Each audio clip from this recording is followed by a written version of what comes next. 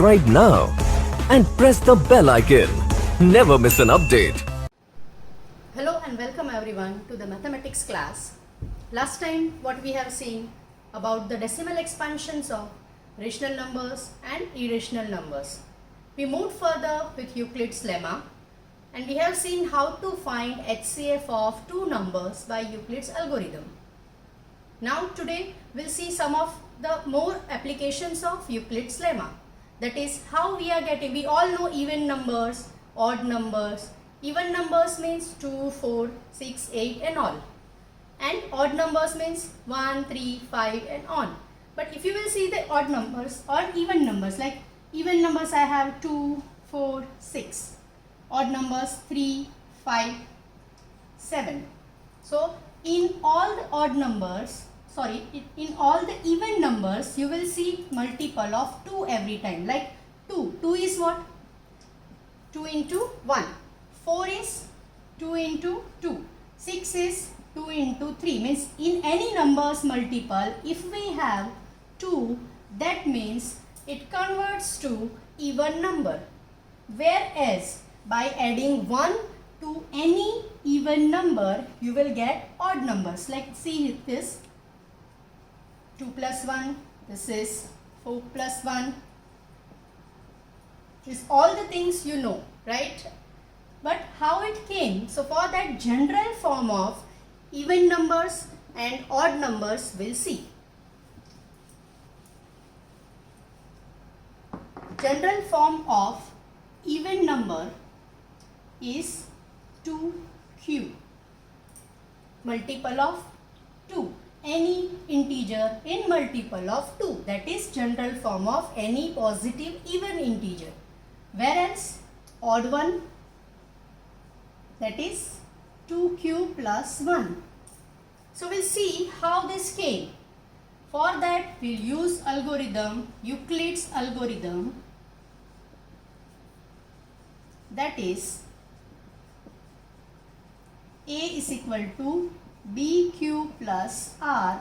Don't forget to write the condition 0 less or equal to R less than B. So as we need to get 2q plus 1, here we will assume B is equal to 2.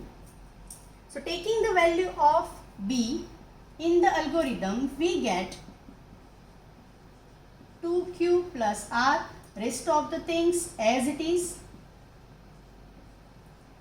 Here B's value we have taken 2, so we'll put 2 instead of that. Now we'll simplify, we'll interpret this condition. Remainder is 0, greater than 0 and less than 2. So let us write the possible values of R. That it would be 0, greater than 0 but less than 2. So that is only one number. So here how we got 0 and 1, I hope you understood. As R is greater than 0 and equal to that is why I have taken 0. But it is less than 2, so that is only one number, that is 1. So now for both the values, we'll check out the answer. By taking remainder 0, what we are getting, that we'll see. So put the value of the remainder in this 2q plus 0. That means it is 2q only. So here we got the integer in multiple of 2 and therefore this number shows the general form of even number.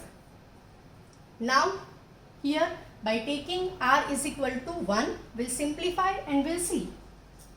When R is equal to 1, A is equal to 2q plus 1, where 2q is the even number and by adding 1 to that we will get even plus 1. So this form is of odd number. So remember, whenever general form you have to prove, you will take the algorithm, just take value of B is equal to 2. By simplifying the values of, by getting the possible values of R, you will get even form and odd ones form.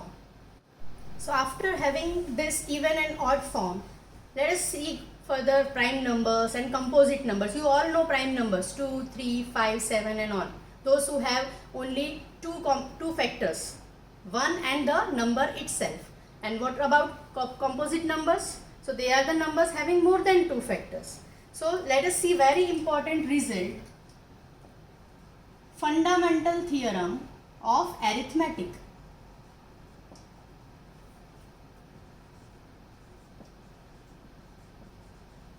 This is all about prime factorization. You can say this is all about prime factorization. That you know very well. What we are taking in prime factorization? We are finding the factors of the number, those who are primes only. So what is the theorem? What is the statement? That also can be asked in 1 mark. So that is, for any composite number, you can write the factors in their prime. You can write the prime factors for them. But for example, I have taken the number 12. For example, if I am factorizing this, so I would start 2, 6, then 2, 3, and then this way. Somebody will start this way. Will divide by 3 first. So what you are finding? Started from 2, started from 3. Is this incorrect? No, it's not. Because the prime factors, both are correct, because in prime factorization the order may be changed. That is only given in the statement that every composite number can be expressed as product of their primes. And this factorization is apart from the order they occur. Apart from the order the numbers occur. Like if anyone want to divide by 3 first, then can be done.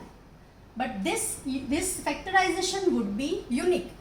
Whether you are dividing by 3 first or 2 first doesn't matter, because after all in the factorization you are going to get 2 square and 3 only. You will not get other than this. You will not get 5 over here or 7 over here. For the particular composite number, the prime factorization would be unique only. So this is the fundamental theorem of arithmetic. We'll see the few more uses of this in later.